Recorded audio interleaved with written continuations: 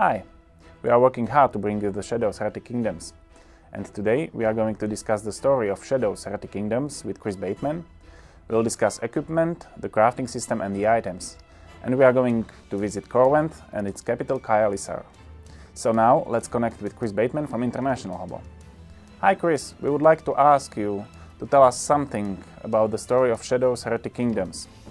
But please don't spoil too much, though I know it will be difficult to be interesting and not spoil too much. Well, it's always difficult to talk about an RPG story without spoilers. But there are a few things that get established early in the game. I would betray you. Like many fantasy novels, and for that matter, Japanese RPG games, this is a story about a party of characters. But it's not like any other party you've seen before. The player characters have had their souls eaten by a demon, who is also a character, and they all share one body. In fact, a lot of the story concerns the fight between these different characters as they struggle for supremacy within their shared demon body. No demon commands me! Thou art mistaken. And is it the same characters for every game? No, there's a mix of fixed characters and variable characters, beginning with a choice of 3 at the start of the game.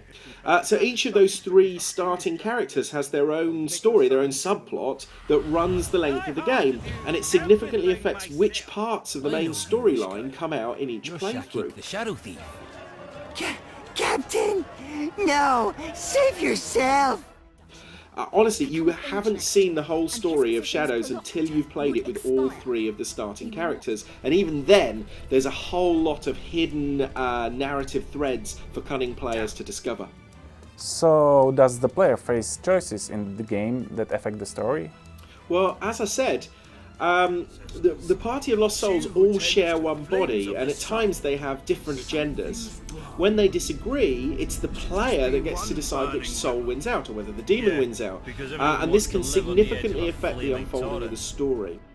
Sacrifice my servant upon the altar nearby, and the sword is thine to take. It's a bit like the amoral choice systems in something like Fallout. But it's much more character-based.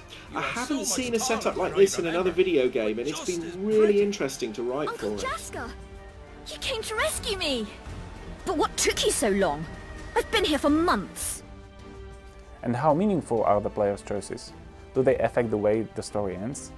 Oh, absolutely. Actually, there are so many different threads in the story that it's hard to count the actual number of different possible endings. And that's not the best way to understand the story design anyway. Think of it like this. You decide through your choices and actions how the characters relate to each other and to the other major characters. And that leads to the story resolving itself in different ways. You can discover some of the possible final scenes quite easily, but finding everything you can change in the story could be a real puzzler for players. If you like, you can just play the game and experience the story you get from that.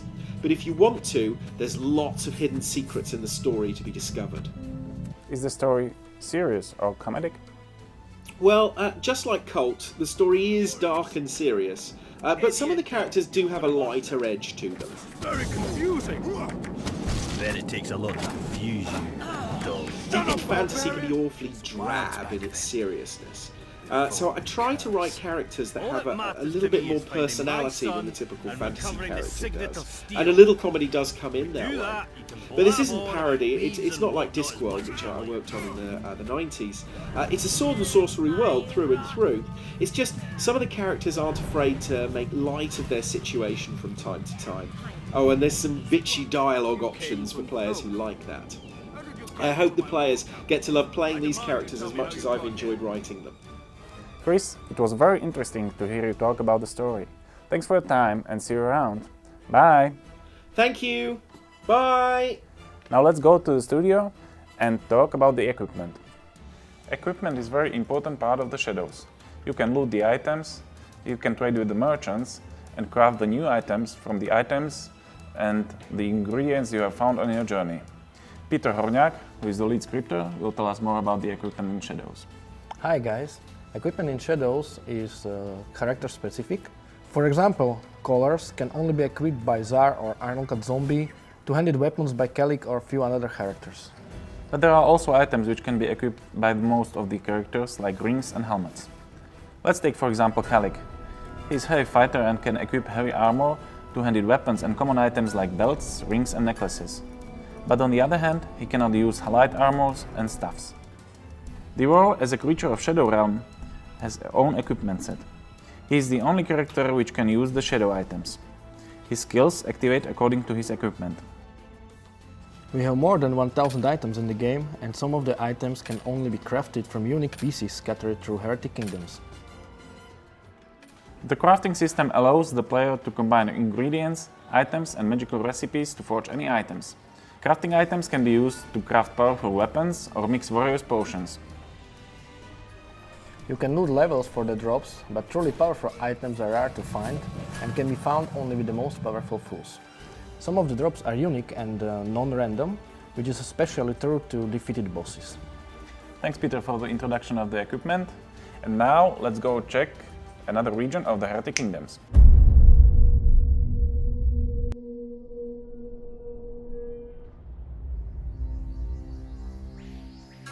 The wilds of Temuria have long been a dangerous place for any traveler. But since the Accession Wars, the situation has worsened.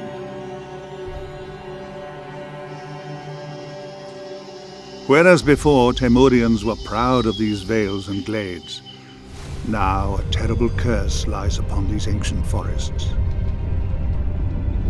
Of this calamity, I can claim no responsibility. The Conclave brought this doom upon its own land, an act of desperation at the close of the last war. My sole expedition across the Temurian wilds was challenging, even for a superior mage such as myself. But even I would not wish to traverse this forsaken greenwood now. The final curse of the Conclave has warped the indigenous animals and elementals in ways I do not yet understand.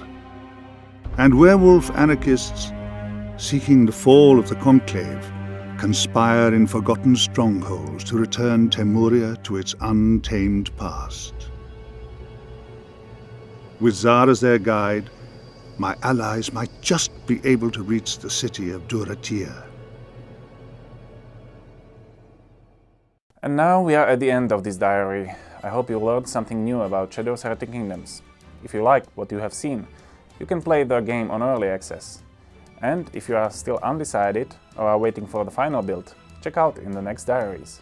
We'll examine the combat system, we'll talk about the party system and travelogue, we'll continue north of Kailisara to the Wastes. They are inhabited by the races of mighty Sura clans. So thanks for watching, comment it, like it and share it. Cheers!